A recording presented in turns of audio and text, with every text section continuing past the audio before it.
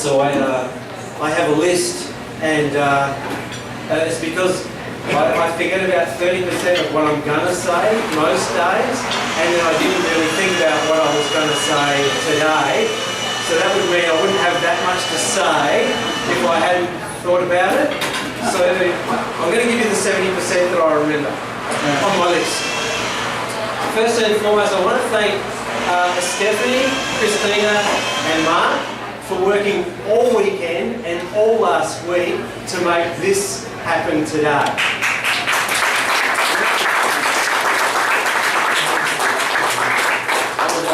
Quite sensational, and I'm so looking forward to sharing a video with you at the end that is way more eloquent and articulate than I will ever be, but sort of talks about some of the research that's to come. What I'd like to talk about is a question. I posed myself a question at the beginning, and it was, how can we collectively get some momentum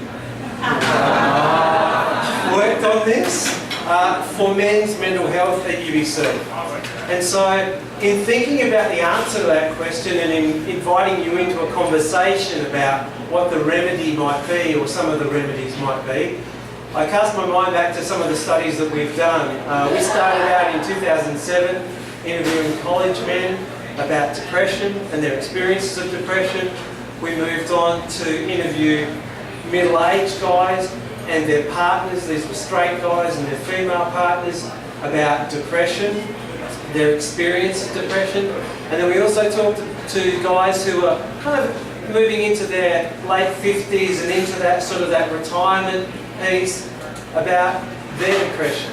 And so in answering the question that I posed to you, I've got a few ideas to start us off. One of those would be that by acknowledging that men have challenges around mental health that impact men and those around them, we're on a very good pathway to having a conversation, to actually talking about it. So I feel like today is one of those things that you have a bit of a conversation, you move outside of your comfort zone, and it's a little bit different, but I guarantee you feel good after, and you feel good during the time. So acknowledging that those challenges exist, and that's part of what we're trying to do here today. One of the other things is recognising that men often need permission to admit illness and need help and seek help.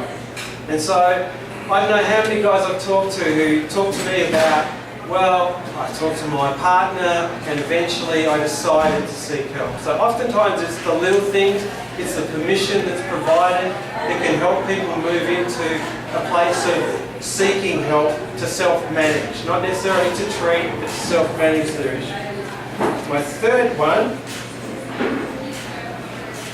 is knowing that men and women are often willing to help guys overcome health challenges. So part of what Marv does, and he talks to this quite well, is the idea that men will often engage in help seeking as a way of helping others. And I think it's a really interesting thing to think about, that guys and women will always want to help other people who are facing challenges. And so to draw on some of those things in helping people think about, just asking, are you okay? In fact, there's a program out of Australia that's called Are You Okay? And it's simply one day of the year where you ask your mate, are you okay? And it's really just about checking in with people and trying to just sort of see how they're doing.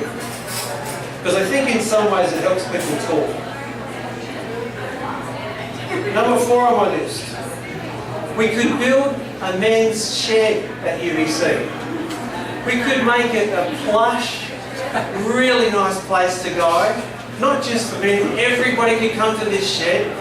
I could learn how to put dimmers in that wouldn't burn the house down. I could learn about drywall. There'd be an array of things that we could do. We could learn to fix our bikes properly, maintain our bikes. It would just be a fascinating thing. It would be great to have a men's shed at UBC. And related to that, I think that what we could do is start thinking about how we might collect some resources towards doing that. So that'd be one of the things I thought of initially, and that's part of what we're doing as well within this program of research that's coming. finally, we could get some help from you, thanks Joey, to help us move this research forward. So, as has been alluded to and mentioned in some of the press releases, we've been fortunate enough to get some funding from Movember to drive men's mental health forward. And I'm going to play you a little video that really talks to what we're doing. And I look forward to having a conversation after we've had a look at this. Thank you.